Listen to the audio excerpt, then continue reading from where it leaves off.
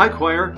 Your performance of the anthem, Spirit Come, was a wonderful contribution to our celebration of Pentecost on Sunday. Our next anthem, God of Our Fathers, is a very creative arrangement of the hymn of the same name. The creative part is largely present in the variation in the accompaniment, which you probably already noticed when listening to the anthem earlier this week. Also, the accompaniment has a patriotic flair in response to this weekend being Memorial Day weekend. And here is an interesting fact about the hymn, God of Our Fathers. It's a 19th century American Christian hymn written in 1876 to commemorate the 100th anniversary of the United States Declaration of Independence. Interesting fact, isn't it? But I'm sure you all already knew about it. Let's talk about the music. Form. This piece is in verse form, just a repetition of verses like a hymn, because it actually is a hymn, God of Our Fathers. But because it's arranged as an anthem, the arranger uses tried and true arrangement techniques to keep the piece interesting and dramatically compelling. One feature you will notice is the pattern of beginning each verse in unison and then halfway through splitting into harmony. Here's a quick overview of the form. Verse 1, everyone sings together in unison with the second half of that verse in harmony. Verse 2, women in unison and then in harmony. Verse 3, men in unison and then in harmony. And then verse 4, as you can imagine, full choir in unison and then ending that verse in harmony and adding on a couple amens to send it home. And incidentally, it's nice to sing amen at the end of a hymn. You know, when I was growing up, we sang amen at the end of every hymn. And I'm not sure why this has gone out of tradition. But that's a question for another time.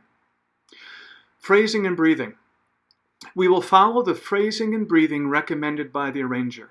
Sing 4 measures and then breathe. I have added some squiggly arrows in certain places to remind you to keep singing. And let's look at that real fast.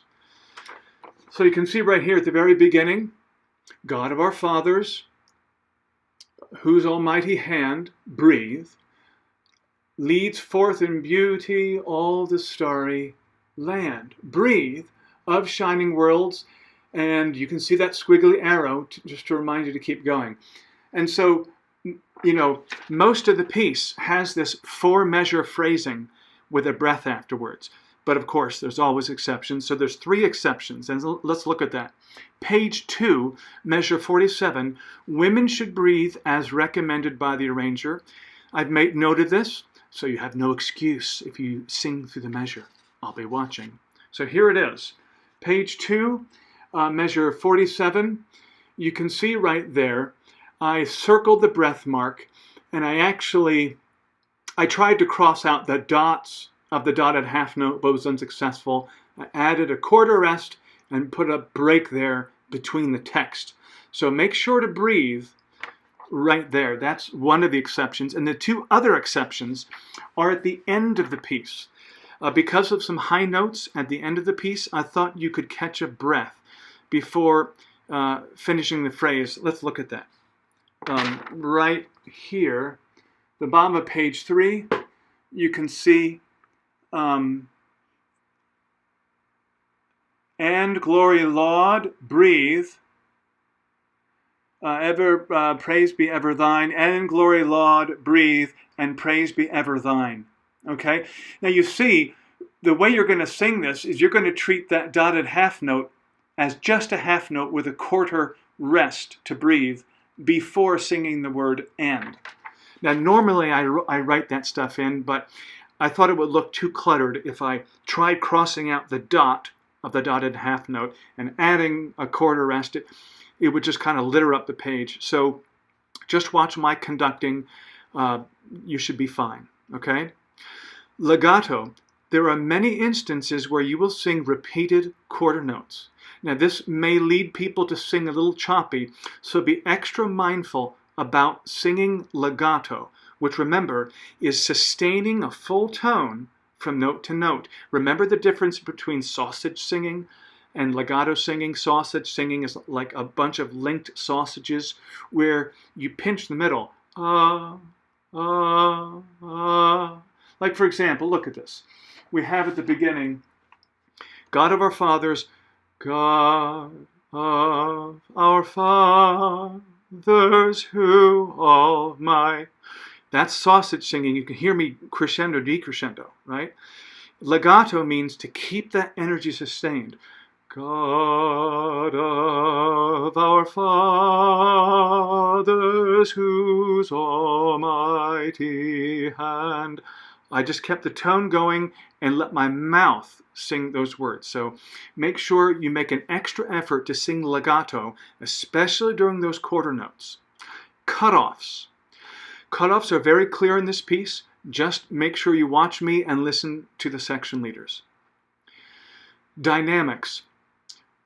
Very straightforward. Verse 1, mezzo forte. So we start out a nice, strong mezzo forte. Verse 2, when the women sing, that's a women's verse, we go down to mezzo piano. Verse 3, when the men sing, we come back to mezzo forte. And as you could imagine, verse 4, we come to forte. We sing that whole verse forte.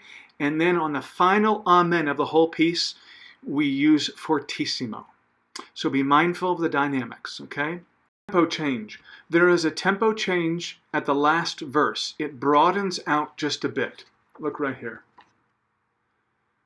This is the final verse and the tempo broadens a bit. So make sure that you make that adjustment in your singing. Okay, broaden out that last verse in tempo. Video. Very good job with videos, but I would like to give one more reminder about framing. Remember to frame your shot in the position where you are going to see. A few people were a little off in the framing this week, and I'll call them this week just to talk to them about it. But I wanted to remind you about framing your shot in the position where you're going to sing. It's not just posing for a picture, it's being in the position where you're going to sing. Now let me give you an example, because I made a mistake this week. When I was videoing some people on Wednesday, particularly George, I forgot to ask George to get in the position of how he was going to sing. So he's standing there nice and tall, and then when it came time for him to sing after the musical introduction, he leans forward to get close enough to the music to start singing.